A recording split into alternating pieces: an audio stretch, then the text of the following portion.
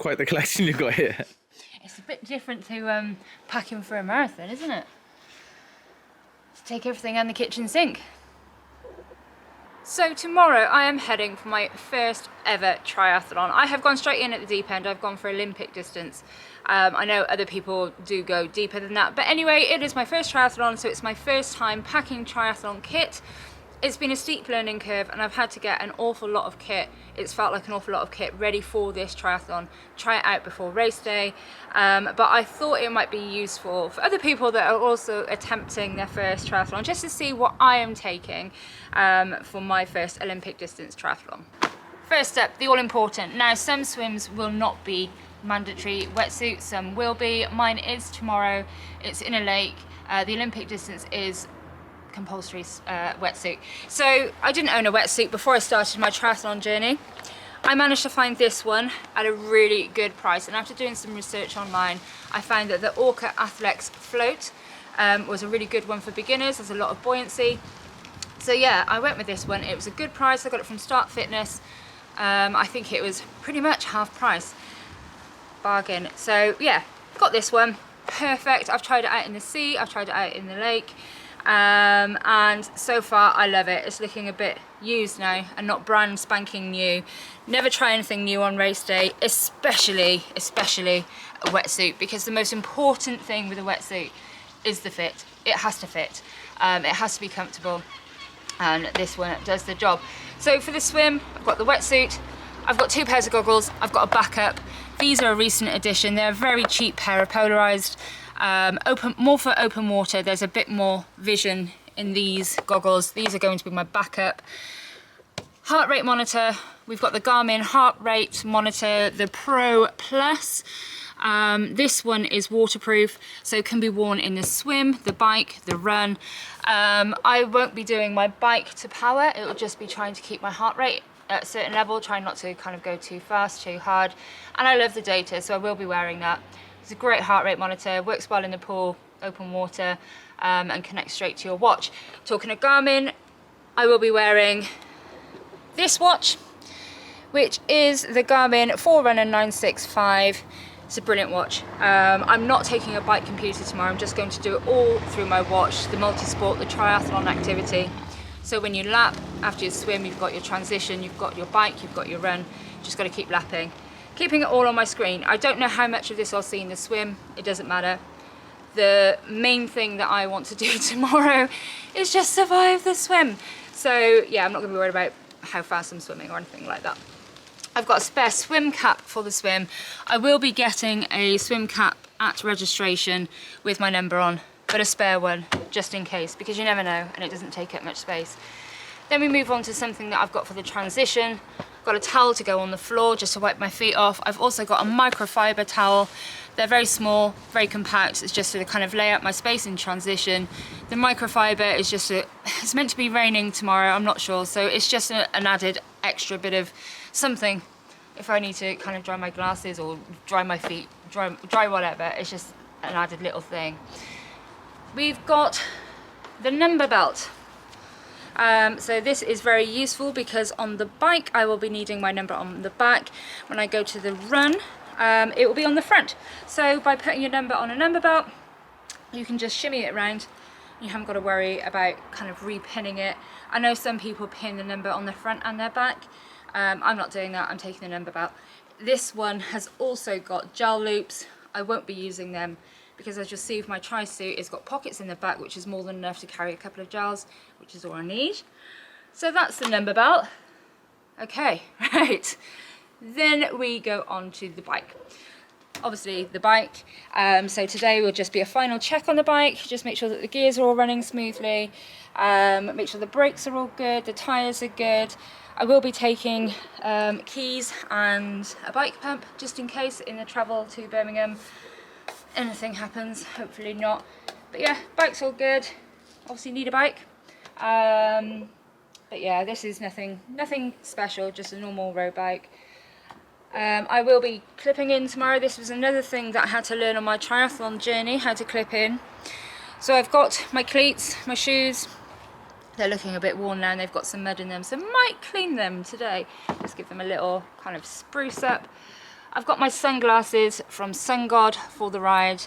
I will be putting these on top of my helmet. I probably will wear them even if it is raining, just because it protects your eyes. And I'd rather protect my eyes because, you know, stuff, the last thing you want is a bit of grit or a bit of mud, something in your eye, especially when it's wet. I usually cycle with glasses, and these ones have the perfect tint for dull conditions or bright conditions. They kind of change. So yeah, the glasses, Sun God, brilliant. What next? Run. I'm going with Meta Speed.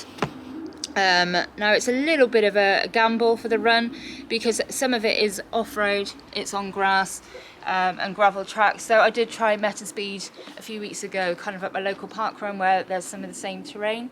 They were fine, they weren't that slippy.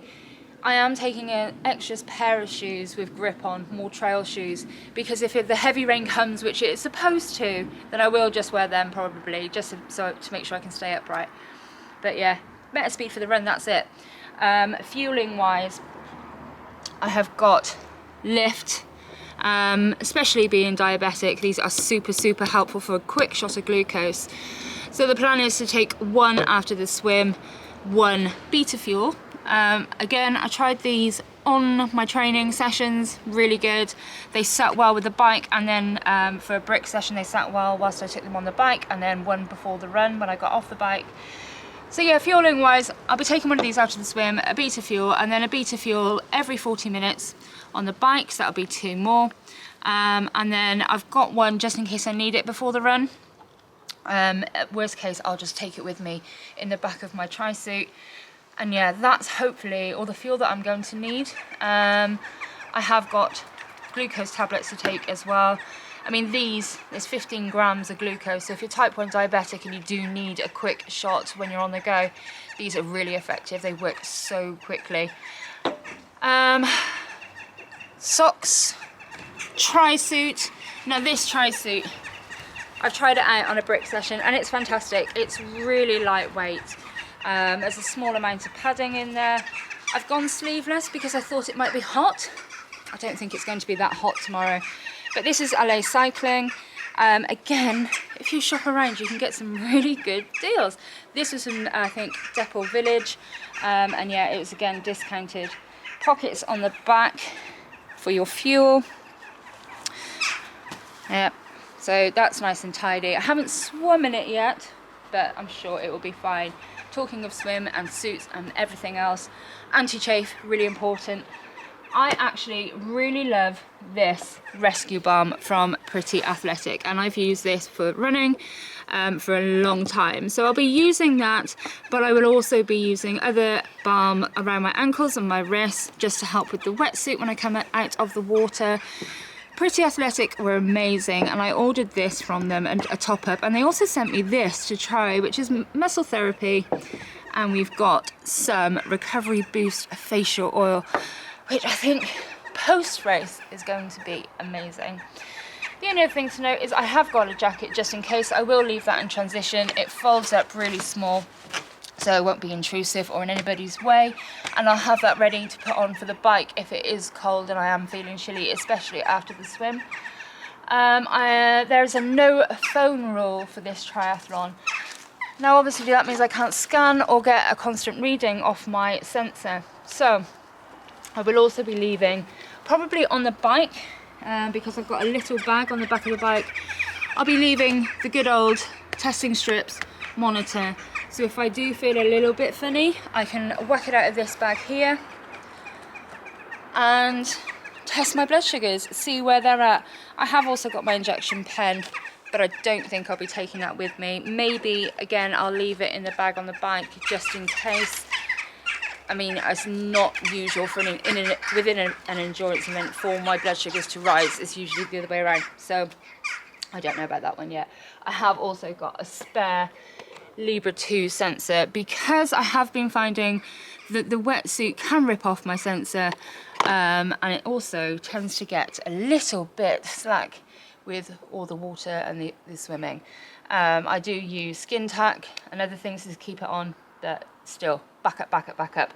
Water bottle for the bike. I'll have a water bottle for the bike and one in transition just sat there, so I can have a quick drink on the go. I've got my passenger version of dry robe, which is for after the race, just something quick, warm to put on over the top of what will be my cold, wet tri-suit. The last thing that I did invest in, and this has only arrived recently, is a triathlon bag. Again, this was on offer. Wiggle actually at the moment have some really good prices on transition bags. So if you have got a spare bit of money, I think it is worth an investment, just because I've got the different compartments. I've got a wetsuit compartment here, and yeah, it keeps everything organised. Make sure you're not forgetting anything, because there is such a lot to take. This one has got a helmet section, which I don't think I'll be using, because you will need to be wearing your helmet to go into transition to rack your bike. So yeah, and then it will obviously be on my bike, but to begin with, to take the bike in, I'll need my helmet, which, so yeah, I mean, it's extra space, or just leave it. I mean, doesn't look very secure, but anyway, yeah, that's the triathlon transition bag. It's got some internal pockets, it's got a wet, something kind of keep your phone dry, I guess. But this one's from Zone 3. Yeah, they got some good deals on them at Wiggle at the moment. So yeah, that is the kit. Forgot to mention the helmet, obviously an important piece of kit, and this will be going on tomorrow to do the job. But I think that's it. All I've got to do now is head to Birmingham. We're going up the day before, just to eliminate some travel time. I haven't got an early start. It's 10:30 in the morning, which is quite nice.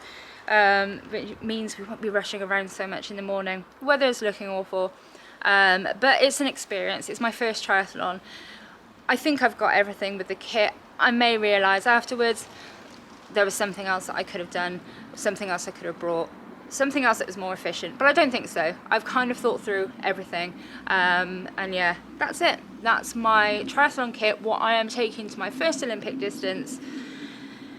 You'll have to stay tuned to find out how I get on. Thanks for watching, hope you really enjoyed the video, and if you do fancy joining me and seeing how I get on with my triathlon journey, please do subscribe. But that's it from me. I'm off to now put all of this into my triathlon bag and get on the road. Get to Birmingham.